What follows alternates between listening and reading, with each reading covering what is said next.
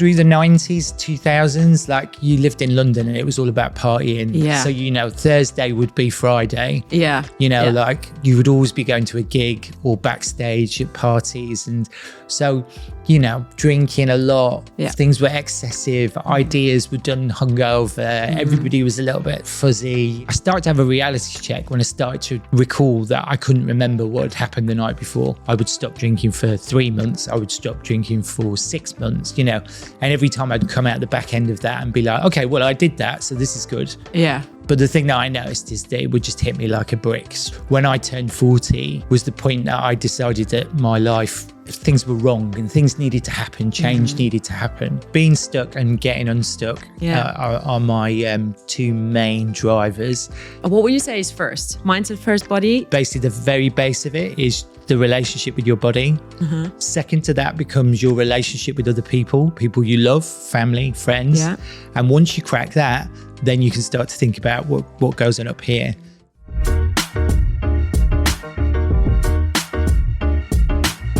We talk a lot about change on this podcast as an exciting and positive thing. And I do believe that change serves a positive function at the end of the day. But sometimes it is really hard to see the positivity behind some of the changes. Sometimes we have to walk away from relationship that is hurting us. Other times we have to make a conscious decision to change lifestyle that has brought us at the rock bottom. And now we have to figure out how to get out of there. On these struggling times, it is good if we have someone who can support us, like family. But other times, it's better to have people around you that, for example, therapist, coach, or mentor. And today we are speaking with life coach Chris Harrison, who has gone through a lot of life challenges himself, turned his life around, and now is helping others. Hi, Chris. Hey, how are you doing? How are you doing? Yeah, I'm really good. Really pleased to be here. Thank you very much, Paula. You know what? When I was talking to you earlier and I was going through your website and your social media, I was thinking how great it is to see that people of any nationality, any age, any, gender can be awakened. And I feel like you are like this you are awakened in many actions that you do.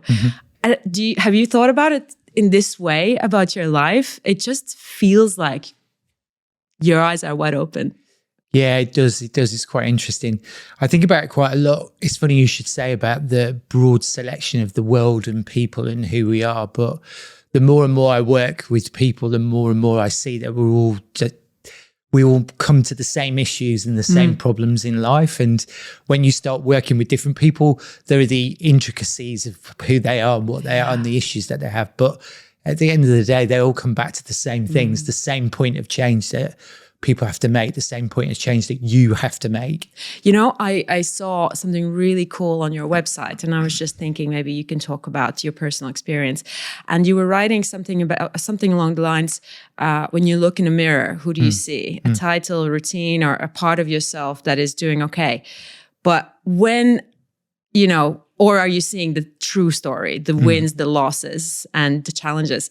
Can you talk about, do you remember a moment where that changed for you when you were looking at yourself in different as a different roles, and then a moment where it was like, this is just me, and you accepted the whole picture? Yeah. I mean, I write that as my kind of introduction to people. I send that out to people quite often when I want people to try and understand how we can work together and what we're going to do.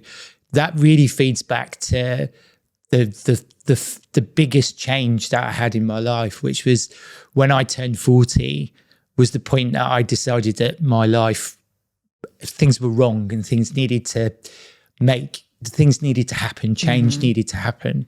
And it was the fact that I couldn't look myself in the eye in the mirror was a real strong, distinct point. I noticed that I'd walk past the mirror and I would avoid looking at myself. Like physically, because I felt like wrong, I felt overweight, I felt unfit, But more importantly, when I looked at myself, I couldn't look myself in the eye. And I remember reading about that and reading that that's actually quite a key point of recognizing that you are suffering a form of depression. Like when you're in that point, when you're that low, you can find that you're not able to do that. So that was a real reality check for me. Wow. That was a point where I decided, right, that things need to change. Okay, we'll talk about that point and what happened afterwards. But can you bring us back to your childhood, and how was your upbringing? What formed you when you were a kid? And can you give us a little idea of how it was? Yeah, I mean, I guess really, I grew up in the northwest of England, sort of just outside Liverpool. Like a really good family background, like loving parents, loving family setup. I guess I found school was quite hard and quite tough. I talk about that quite a lot. You know, when you sit in meetings and you sit in group sessions and you think about yourself and why you're there, you can see lots of different people that have gone through lots of hurt and lots of situations. And you can kind of think, oh, okay, I can see why you're here. And I spent a lot of time when I went through AA and things like that thinking, why am I here? You know, like my parents are lovely. My family setup was perfect. There's nothing there that like sets any alarm bells ringing. But I guess, you know, when I think and reflect on things, like school was tough. You know, I grew up through the 70s and the 80s through school, and it's different to how kids grow up now. School could be a little bit like surviving the day and getting from one end to like the next. Socially or academically? Yeah, socially it's tough. It was a tough school. It was a tough area.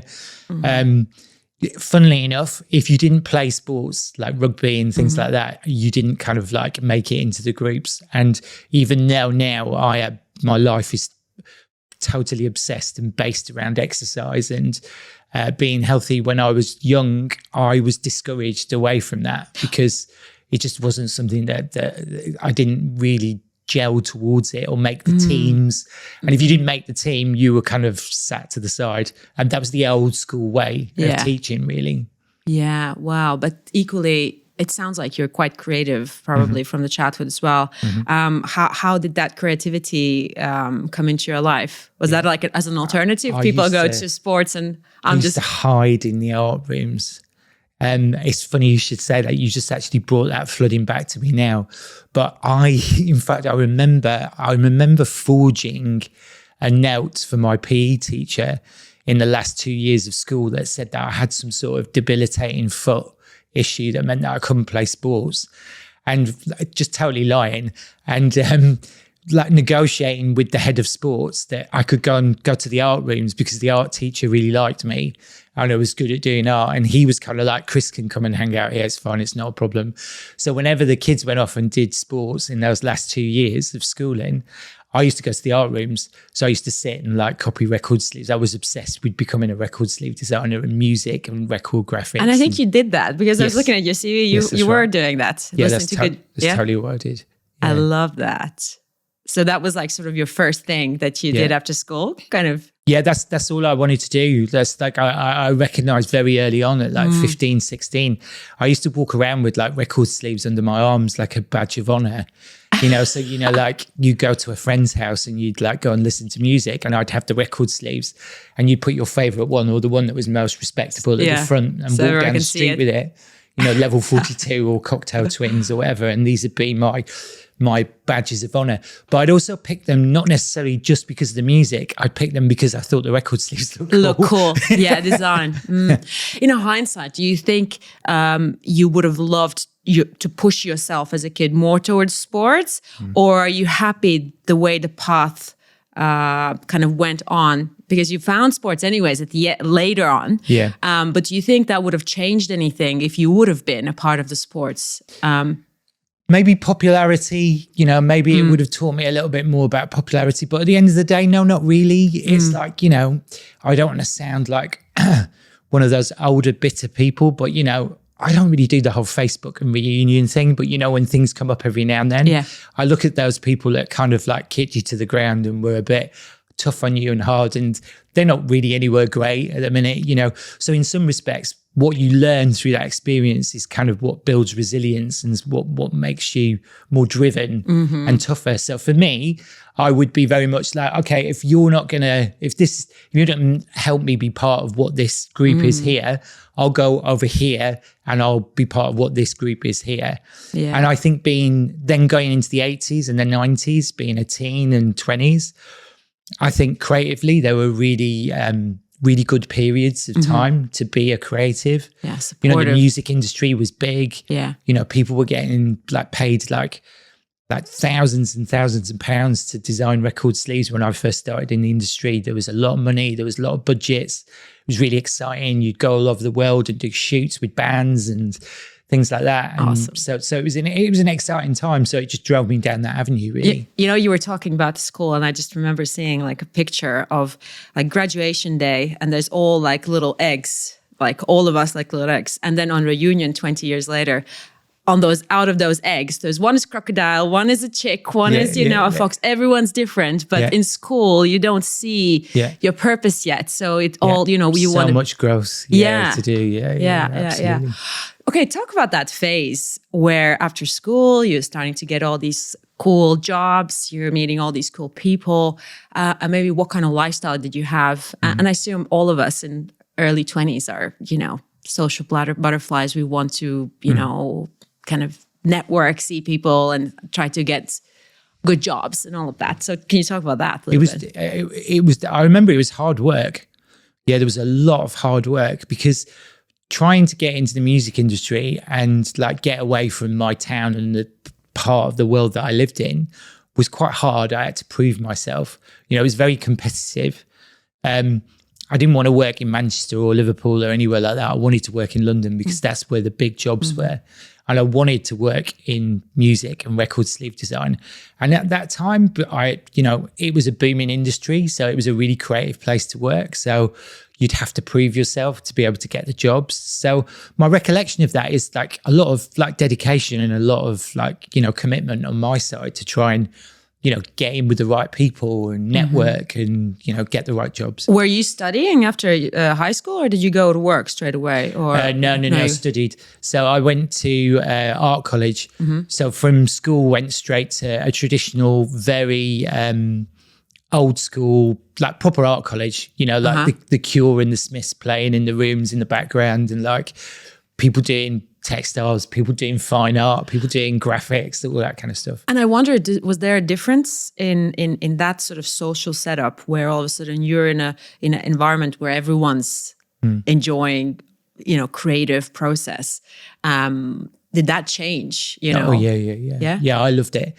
It was like all of a sudden you were, you found your tribe. Yeah. And you end up you will hang out and go to parties and things like that. Yeah. So yeah, it was great. It's you found your people, and you really feel like you're doing what you should be doing. Life becomes a lot easier, socially, and to connect with people was a lot easier. Yeah. Well, let's talk about the first change maybe, and we might go a few steps further.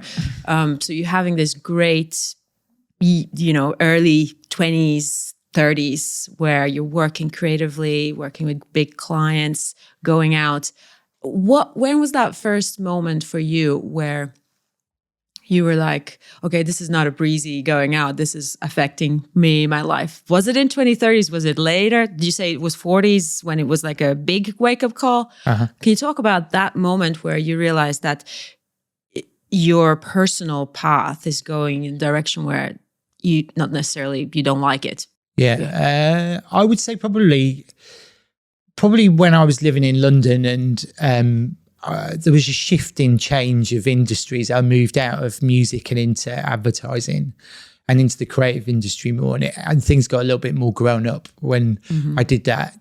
Probably syncs with turning 30, a little bit more, more responsibilities, mortgage, thinking about having kids. It was about the time my first kid came along, Poppy was born. So there were the points where because through the 90s, 2000s, like you lived in London and it was all about partying. Yeah. So, you know, Thursday would be Friday. Yeah. You know, like you would always be going to a gig or backstage at parties. And so, you know, drinking a lot, things were excessive, ideas were done hungover, everybody was a little bit fuzzy, you know. It was called bohemian sort of lifestyle. It was very like that. And we were in London and it was off the back of Britpop and all that kind of stuff. So it was quite, you know, I'd go to places on a Thursday. I'd go to like the Met Bar on a Thursday night and Liam Gallagher had come piling out, like fighting with press photographers and things like that. So it was pretty crazy times. It was like, and then obviously I'd get access to go to lots of gigs and free tickets and things. So you had quite a hedonistic kind of life and the job would accommodate that because people would be, like I say, fuzzy or hungover and, you know, at the end of the week would wind down differently. Move into advertising and things got a little bit more grown up. Yeah, but it still seems like a lot of people would aim to get to that point, right? Like, because it does sound really cool and immersive and all of that. So at 30s, right? So you were saying things got more grown up. Was it because of the industry, or you were saying also parallel to that, you also had family and you wanted to grow family? What was that time like for you? It was, I think it was quite a structured time, building a structure around your life and your work. I also decided after a few years of working in creative and the advertising industry to go independent, start my own company. And so then I've been independent for quite a long period of my career. So I had good connections and good clients at MTV and Virgin and places like that. So I just went out on my own and started like running my own projects and collaborating with people I wanted to work with. And that was really exciting and cool. And again, that kind of correlated with, you know, I'd got married. I was about to have my first child at that point. So, I mean, if you're talking about when I had a reality check, I started to have a reality check when I started to recall that I couldn't remember what had happened the night before. Yeah, so there was a point that I started to reach where I think I went out and we did meetings and we went from one place to the next. And, you know, it's a Thursday that became a Friday. And I'd come back and I'd be like, I have no recollection of what's going on. Could that be also, you know, just working long hours and just on top of that, lack of sleep, you know, alcohol, all that, and your brain is like kind of blocking off things. Oh yeah, trust me, I went through all sorts of reasons as to what it could be. Could have been that maybe it was a bad burger I had. maybe I've been working too hard. But no, you know, it's booze, you know, and it's that kind of effect that it can have on you. So I started to recognize in my early 30s, mid 30s that there was something a bit off and I wasn't very comfortable with, really. And I think it's a story of so many people where, you know, that's you associate alcohol with fun. You go out and you have this almost like a habit of Thursdays and Fridays on your 20s. Then, later, Fridays, maybe Saturdays.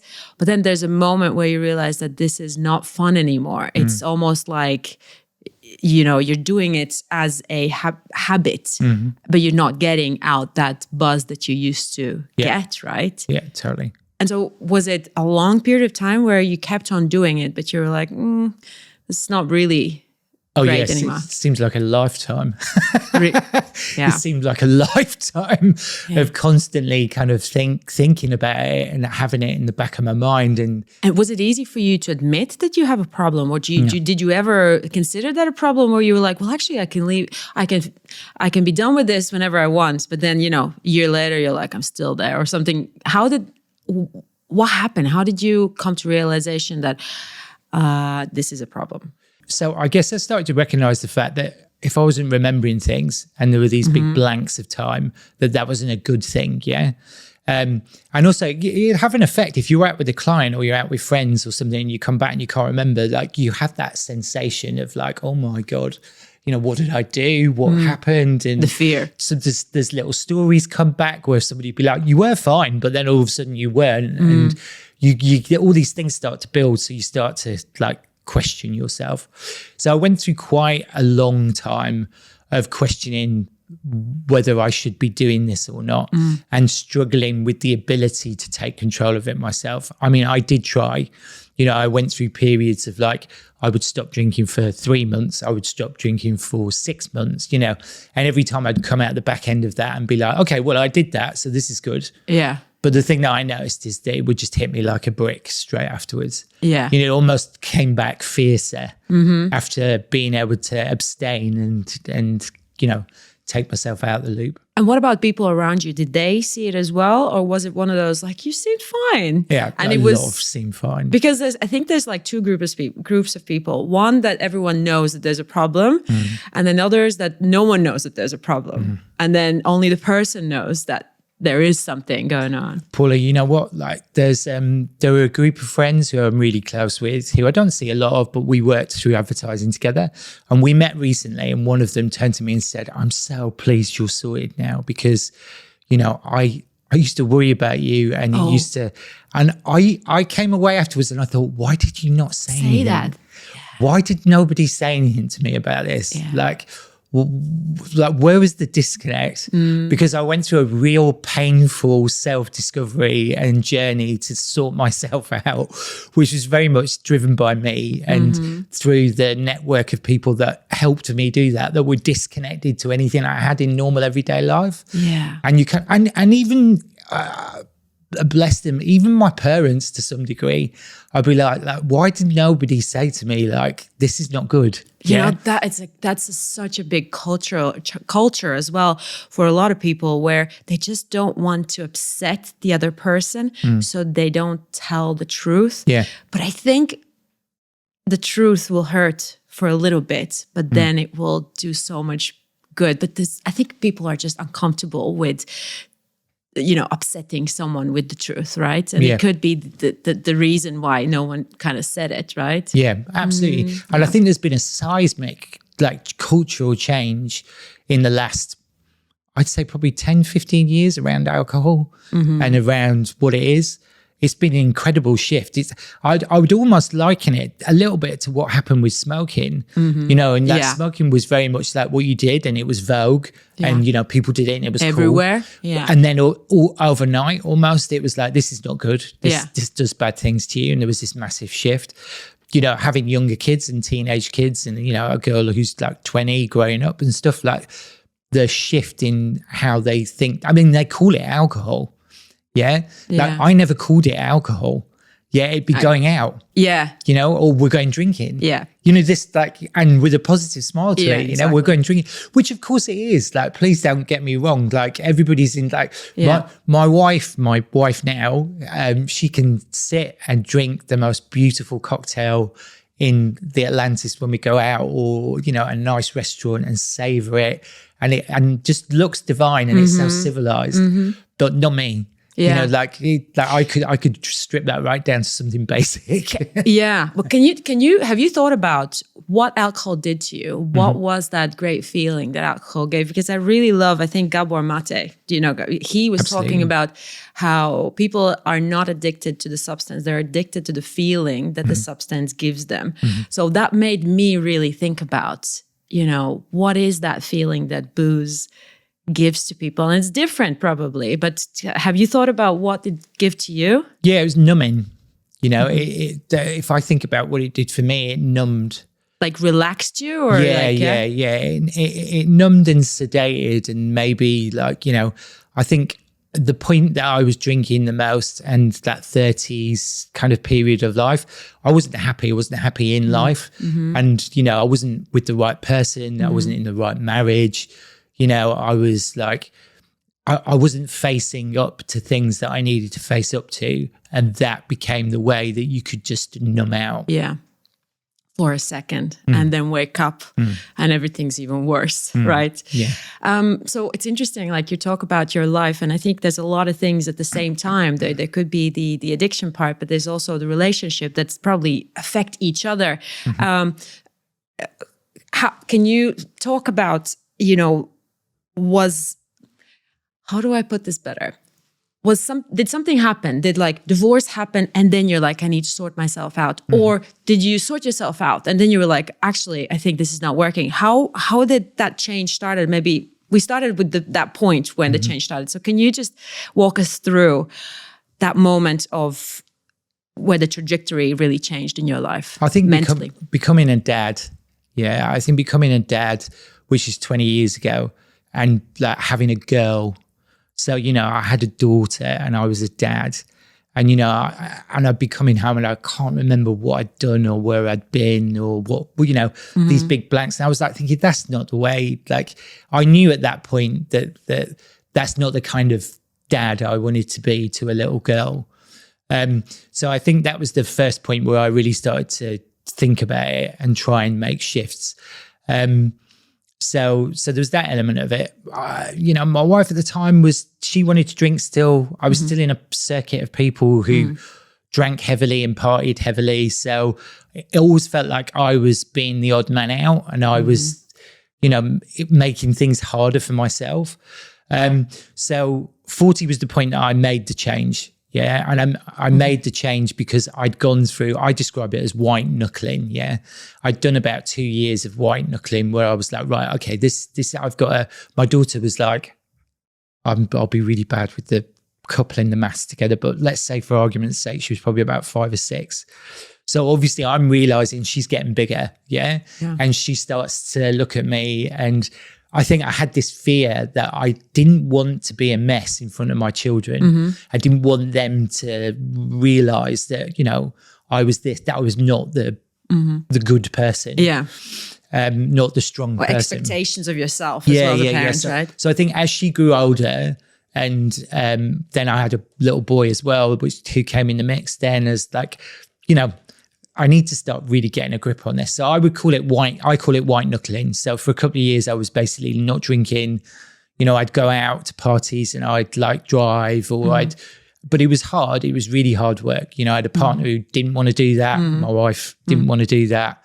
I had friends who maybe didn't want to do that. So it just felt like hard work. And I think that was when the marriage, it was clear that we were on different levels and different pages. It was a very volatile marriage. And I recognized that when I didn't drink, I didn't participate in what became conflict and arguments. Dynamic. And I seemed to be able to sit out of it and not take any part of it. So you realize that we're not on the same wavelength here. This isn't right on that front. Because I think it is about, you know, the habits that we do also makes us attached to the dynamic of the situation. Once you change the habits, you change also the way you participate in situation. Yeah, that's such a good point. Yeah, it was really funny. It was like I was on the outside looking in on things. Yeah. I went through a real period of a couple of years of like feeling like that and seeing that. It sounds like a process of awakening, slowly starting to see yourself from really good point. From distance. Yeah. We were talking before that you said there was a period of time where you were also like in the gym, but then also partying. So you had like, you were kind of working hard, but playing hard as well. And that didn't end up well either, right? No, it was hard work. Yeah. But that was more when I went out on my own. Okay. Yeah. So I think a key point was recognizing that this marriage was done, and with it is change. Change needed to happen. And that happened when I turned 40. Just so happened that turning 40 was something that triggered in me that this is the point that this had to change. Can you talk about, as much as you want, obviously, about divorce? What happens when you go through? Because no one goes into a relationship thinking that it's going to end at some point. No one's, you know, creating kids thinking that, you know, eventually that you have to split and you know, you'll have to co-parent and all these things.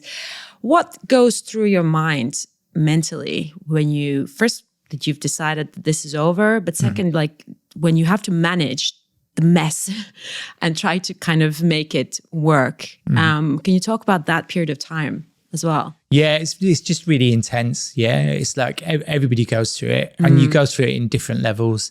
You know, I have people I work with and I help through these kind of periods of time. Like, it's almost like grief, right? It really is. And I have friends, whenever a friend goes through the same thing, my first thing I say to them is, buckle up. You know, it's like, you know, you're going to have a couple of years. It's going to be tough, but, you know, this too shall pass. You know, you will come out the other side of it. But there is everything about it becomes an insult. Yeah. It's like you're insulted. It becomes personal, you know, and mine was particularly personal because there was a lot of money that got involved in it. And like, I got left with a lot of debt that I had to try and manage and sort out. So there was a lot of extra pressure that got piled on me that made it like more bitter and harder to try and manage. That's such a good point, actually. You know, divorce is not just two people divorcing, two people going separate ways like it is before. It's kids, it's finances, it's real estate, you know, it's everything that you own. And that's did you go through like actual, like, you know, court and all of that? Was that like through legal?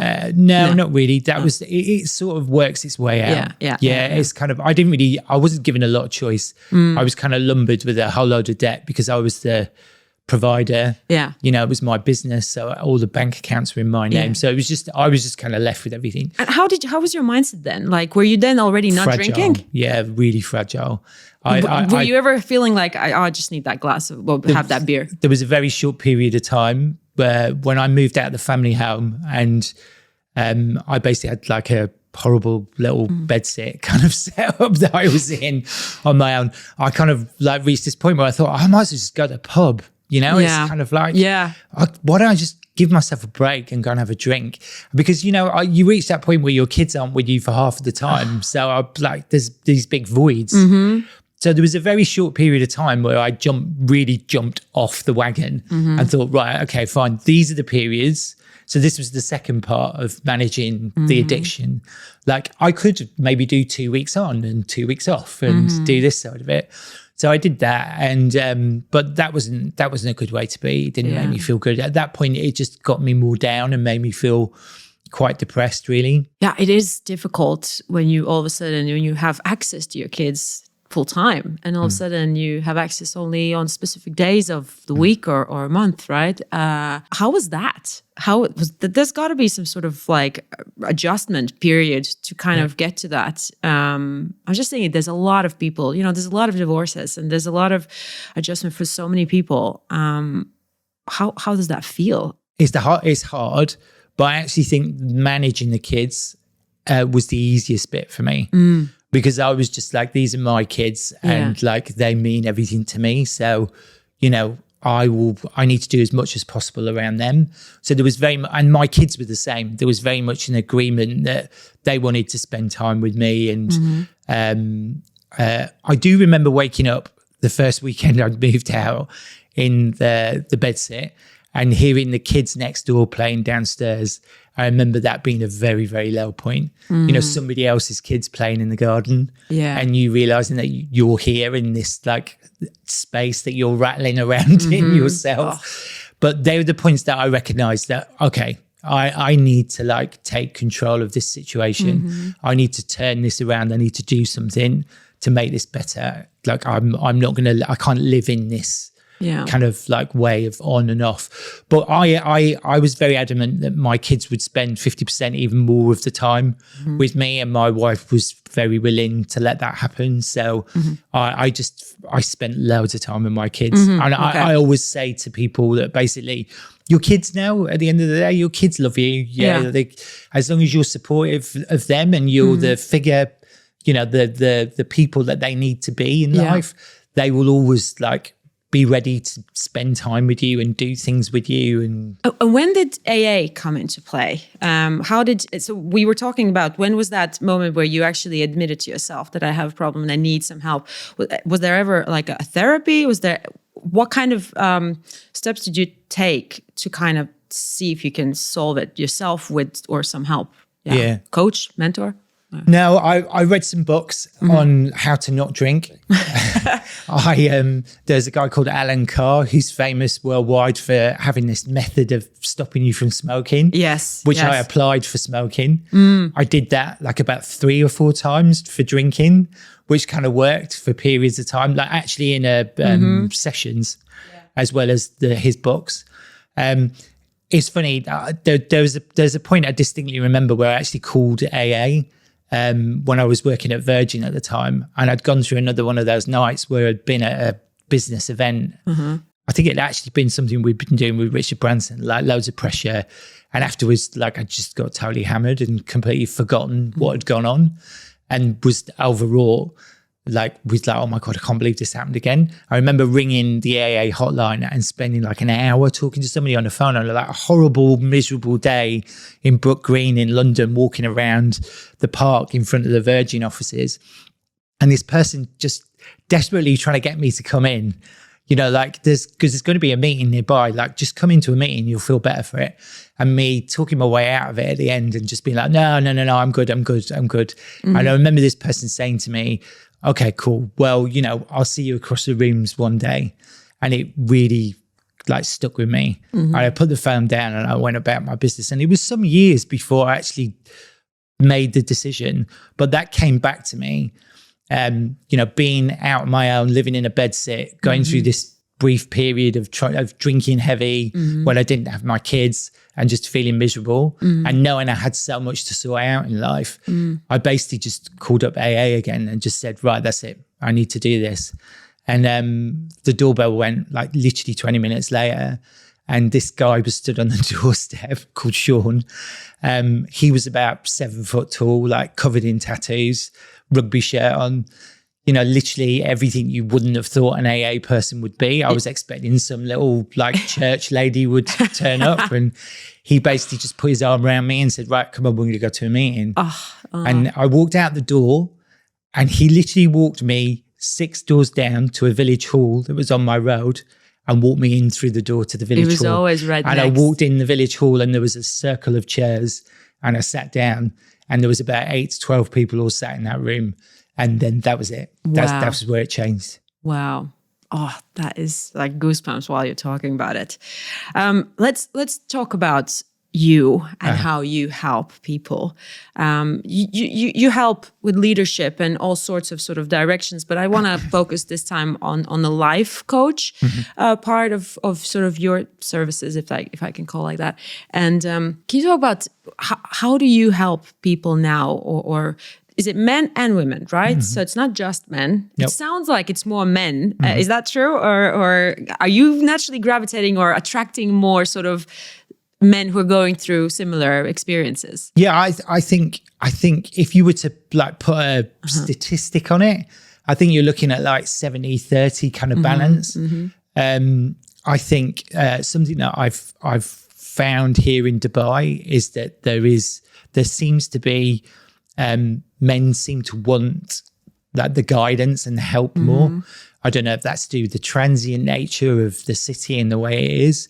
I think society at the minute, I think men are very much feeling like left behind. You know what? That is a beautiful trend that's happening right now. I think for years and years, everyone's always obviously supported women. And women's been more vocal about how they're feeling.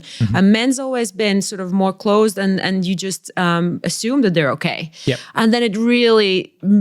you kind of start seeing these like very unhealthy patterns, well, like drinking too much or, being at work too much also sometimes is not healthy, right? And now there is this shift in, men cry also, men talk also, and there are these specific people like you who are talking it publicly and making it, setting a tone as that's normal and not like a taboo thing and like, oh, you're being so, courageous by talking about it, and you're just putting it as we all are like that. It just depends who's talking about it, right? How is it to train or not train, to mentor people who are going through something that you've gone before, and you know that eventually they'll get on the other side, but now they're in this big ocean and trying to not drown, basically, and you're from the land saying, how does that work? How do you coach people? Maybe you can give me like a small general. Is it an individual with everyone? Probably. It's individual, but the art form and the creative element of coaching is helping people realize what they need to do themselves. Yeah, it's you can't. It's the same way you can't. I have lots of discussions with people about whether they're going to come to me or not. Yeah, and. Yeah. All I can do is sit and talk and, try and give them as many pointers as they want. But at the end of the day, there are people who just come and go, right, okay, please book me in. What's my, when's the first day? But there are an awful lot of people who want to talk. And like they don't know, and so you have to commit yourself. So my whole story of even stopping drinking took me so many years. But there's only me who's going to do that. That is such a good point. I feel like with these bad habits, there's this really good intent, but it oftentimes takes many times to really do it, make it as a permanent thing that you're now healthy, right? Yeah, it really does. It does. And there's a difference. There's a difference between the way men handle things. There's a difference to the way women handle things. You know, I think, you know, if you think like women are way more organized and structured in the way that they run life, you know, you're a mum, you have a family to look after, you have as well as work and all those things, and guys, you know, especially when kids come along and things like that, the guy tends to take a little bit more of a, I don't know what I'm meant to do here, how can I help, what can I do to be of use, and sometimes even feel like left out because moms are so connected with the kids, and then there is that bit of it. And I just think, you know, even looking at teenage boys as opposed to my daughter who's older, my daughter's much more structured in the way that what she wants to do with life and how she's going to move forward. My boys, you have to push to do things. You have to push them in the right direction. And that's the very different dynamic between men and women. And I think we're at a point now where I think women have succeeded so much. I think there's so much success going on with, it's still not enough. It's still not right. You know, we still don't have as many female CEOs in companies and in corporates, but we do have them like on the board. And we do have them in very good senior positions. And we've seen that they've really risen to the challenge of employment and positions. But I think that's been at the detriment of some guys. And I think when guys get to a certain age bracket, I think you tend to find that they kind of like see this that's going on. And I think guys tend to give up. Instead of reinventing themselves, right? Or figuring out, they just like, my old job is not, you know, I can't find a job, so I'm just giving up, right? But also I think you kind of get channeled down that way a little bit. You know, you can get pushed down that avenue a little bit and it becomes really difficult. And you talk about helping people not to be stuck. And I think it's a big one, especially 40s, 50s, 60s in that time, because there's a lot of, I think, identity crisis for a lot of, you know, midlife crisis, you know, all that. And people start asking questions, who am I and what's my purpose? And all of a sudden, you know, you've had this long corporate life where, you know, it's stability on income and you have all the benefits and all that, and it's not fulfilling you. So what do you do with helping to get unstuck? Being stuck and getting unstuck are my two main drivers. You know what I say? I say, are you happy? And like, if you're not happy, why are you not happy? It's like, that's the key thing. If you're not happy, then you need to think about why you're not. You need to be responsible for yourself. I think the most people will say, I'm not happy with my job, but I have bills to pay and I have kids and I have family to look after. So, and I can't think of an alternative to the job that I'm doing. I mean, again, it's an individual like approach for everyone, but like, what would you say to a person like that? You see, that is the definition of stuck. You're stuck in your head at that point. So when you need to make change and when you need to make your life different, the first thing you've got to do is you've got to create a point of action. So you have to do something.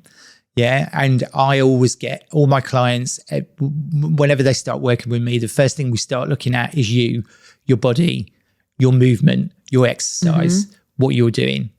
Because what you said to me a minute ago is all up here. You know, I don't have time. I've got pressures. I've got bills to pay. I've got more. Of course you have all of that stuff. But while you're sat in your room ruminating about this, going around in a circle more and more and more, you're going to get yourself more and more stressed, more and more anxious, and you're not going to achieve anything. So let's walk outside and let's go and do something else. That is I had a question about it actually, because to make change, it's mindset and it's body. What would you say is first? Mindset first, body second, or body first, mindset second? Body first. Body first. I have a diagram that I draw. It's like a pyramid.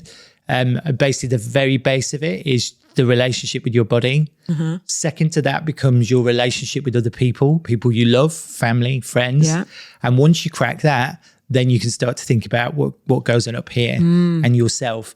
It's a little bit like the iceberg, the iceberg that you see the tip of. But if you look underneath the ocean, there's a whole like big like load of like snow and junk and stuff under there that needs dealing with. So you have to build a good relationship with your body first. Exercise comes first. You would be amazed how much different you can feel from applying yourself and applying movement. We've talked about it as well, how people are like, I'm not feeling well. They go to psychiatrists and psychiatrists give them antidepressants and they kind of like feel better. And I often think that the person hasn't tried lifestyle change, right? And the tablet's the easy way out, I guess. But equally, there's situations where you probably need him. But do you, in your practice, do you see a lot of people who are on antidepressants or anti-anxiety pills or any of these? People will come to me having a history of any of these things. Yeah. Anything that's a form of kind of sedation. I remember when I went into AA properly with Sean, the giant man with the tattoos, I was on antidepressants and he literally turned to me and he said, stop that right now. Like he was like, the first thing you're going to do is not take any of those. He said, just come to the meetings and that'll be fine. This is exactly what I did. I stopped. Yeah. Oh, really? So when you're dealing with like, I always say there's so much out there now that people can access. Yeah. So when they come to somebody like me, I work in a holistic fashion as a coach. Yeah. And I will help to build a plan for what you need to do to make things better, to live life better. Yeah. And then that plan might take a few different avenues. You know, if you're dealing with grief or you're dealing with addiction or you're dealing with trauma or things like that, then we talk about you should probably go and spend some time with a therapist, and do that element of it. Then if we feel that's something you need to do, then that's that bit of advice. Then we look at the other bit that I manage with them, which is movement, exercise. Maybe you need a PT. Maybe you want to use a PT for 3 times a week or whatever, but I will help you structure what that's about. But also we'll look at what you're putting in yourself, what you're eating, nutrition, your diet, all of these things as well at the same time. And then while we're doing that, we start to talk about who you are and what makes you. Yeah, because the way that I approach my coaching is very much has a psychological kind of spill on it about who you are and what you are. So that's what makes my kind of coaching a little bit more agile and a little bit more specialist, because that's what I will look at. And then the same applies to leadership and business as well. You know, again, when I talk to businesses and I go out and we work in more of a corporate way, you know, we're still looking at like, what are you doing? Are you stuck? Are you stuck in an office? Are you stuck in a bad situation? Are you in this kind of low mood? The first thing I ask anybody is, are you low and why do you feel low? And we start to look at why that is, and that's what we need to put right. And usually you'll find that those people are jammed in a room or in a situation and they've not got a point of action. Yeah, and it's just that lifestyle routine that is just not helping them anymore. Yeah. And I love the fact that you're saying about this comprehensive approach, because it is everything that you eat. And now science is talking about it, right? Like your hormone levels, you get that oxytocin when you see the sunlight, when you go. And I love that one of your Instagram reels was about that in the morning you get that, what was the stress hormone? Cortisol up. You spike your cortisol. Yeah. Can you talk a little bit about that? Because all of these things are now, it's not like magic. It's very clear what's happening. It is like magic, but it's all there. Yeah. And this is the thing that's so beautiful about what we do. Like, I find what I do is quite creative. Like from being a creative person to not being a creative, I actually find the magic in what I do with people is really interesting, because people come to me and they'll talk and I can see what the solution is. It's like, I know what you need to do, but you have to let people work out how they get there. But back to what we originally talked about at the start, everybody's really bound by the same things. Yeah. If you're stuck and if you're in low mood, I pretty much know why that is. Yeah. And I know what we need to do to get that going. And back to your point about daylight, one of the things that I do with everybody first week of working with me is like, okay, so your job for this week, you get up in the morning, you don't pick up your phone, you get your coffee or whatever it is you do when you get up before any kids. Like if you need to do it before your kids wake up, get up an hour earlier, go to a window, sit in the sunlight, drink your coffee, breathe. Yeah, 5-10 minutes breath work. If you have a garden or you have an outside space, take your shoes off, walk on the grass and go and spend 10 minutes outside.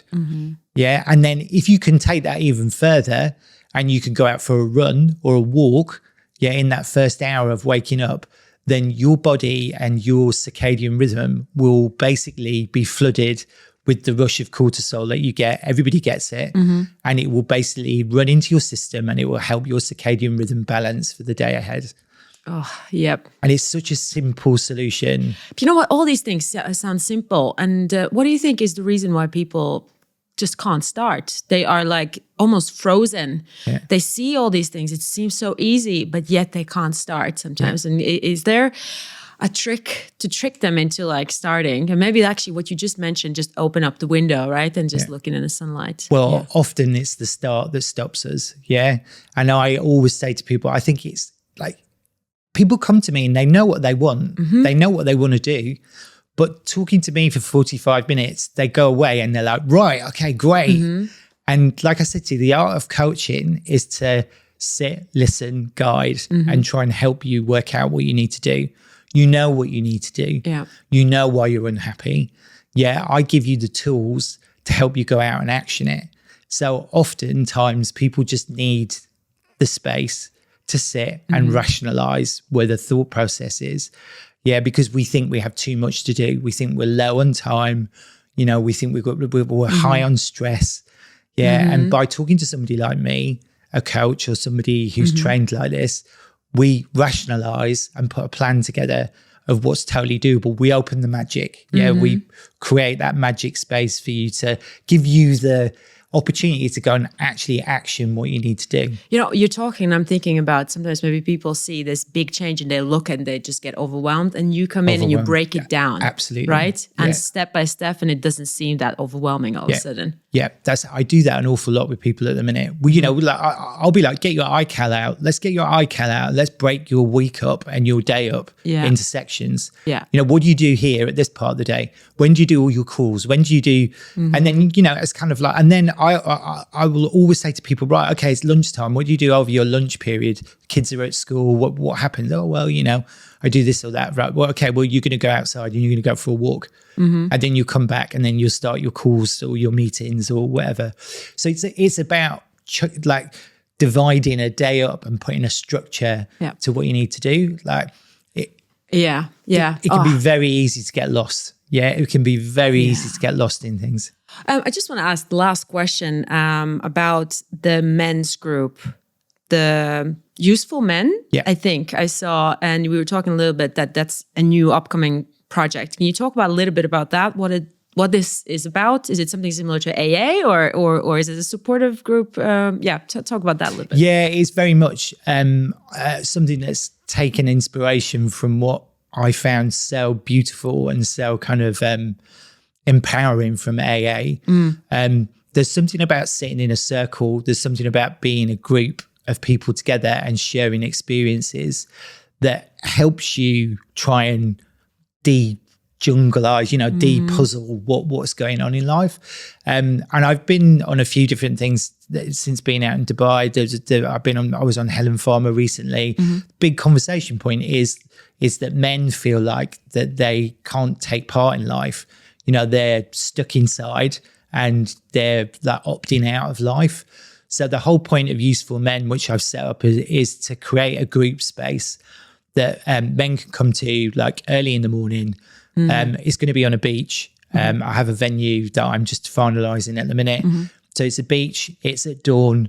You come, sit for an hour and just share and talk about how you're feeling, and then go and move forward with your day. You know, I will probably encourage we all go for a walk afterwards or we do something. And then you go forward with your day and you've spent some time talking and sharing experiences with other guys and recognizing that, you know, you're not on your own. And I think being isolated is one of the reasons. Isolation's terrible, right? yeah. And when you're part of a group and everyone's struggling with the same thing, it's or similar things, then it's beautiful.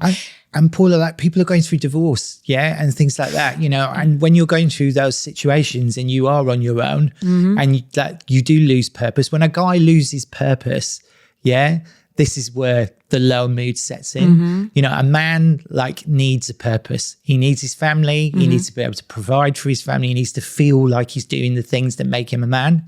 And quite often in life, we can get in these periods where, that gets messed up and it's all broken and it doesn't work quite how it should do. Yeah. And I think as guys, we can basically just give in and give up and slump into a low mood. And, we don't necessarily share that with our friends.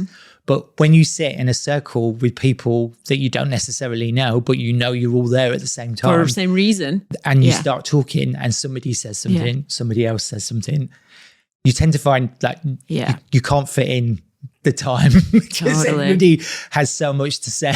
Absolutely. And we were talking about how women have kind of shifted already for a while from the traditional idea of what women are, that, home and kids and house chores. And it's part of it, but a lot of women now feel more empowered to go and also, express themselves professionally. And I think with men, it used to be this macho idea of a successful man. If you're a macho, if you're very aggressive and strong. And I think there's this beautiful shift right now happening where men also understand that's not working and that's not what men are about, like the toxic masculinity. That's people are still talking about it. But I think there's a big group of people who are like, I want to be masculine, but I want to be masculine in my truth and, instead of repressing everything. Yeah. And I think that group is sort of part of that movement as well, right? Yeah. It's that men need to be vulnerable. You need to be vulnerable. You need to hurt and go through all those feelings. But we tend to take that inwards and not share or not let anybody else know that we're going through that. And when you let somebody know you're going through that the pressure gets lifted and alleviated. I mean, toxic masculinity as a term has been so damaging for men going forward. I think it's it makes a man worried about what he can and can't say. Exactly. And we're already worrying about what we can and can't say anyway. So it's because women has been louder about their issues, right? I think women are better at forming their own social groups. Leaning on each other. When guys get married and we become partners and couples, we go out with our wives and we meet up with our wives' friends and go out with the husbands and form new friendships with them.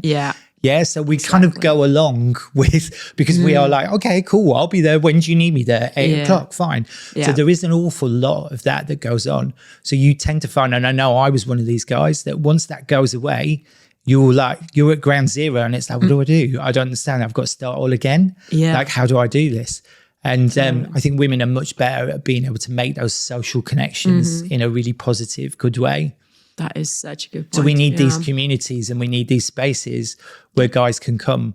There's a lot of physical spaces as well. I've started training with the guys at Menathon down at Kite Beach on a Sunday. We meet at 6 a.m. on a Sunday and it's just guys run up and down the beach and thrash themselves for an hour and it's great. But also at the same time, there are guys out there who maybe don't want to do that. And they're a little bit, they don't want to go and throw things around and lift weights. Maybe they're overweight and maybe they're, they want, so there's a gap still, I think, where these people need space, these guys need space. And what I want to try and do is bridge the gap between the two and make them feel more comfortable, bring them out of the, negative spaces they're in and maybe start to encourage them to feel like they can make those steps and do that like I did. I was never a sporty person, remember.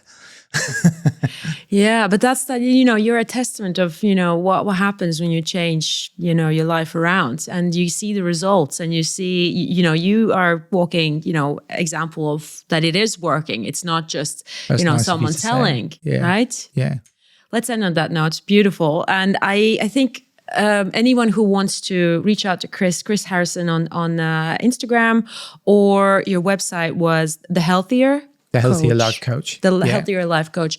And you know what? If you know anyone who is struggling or is ready to make that change, then it's always easier when someone is helping you and guiding you through this, uncharted waters to get on the other side.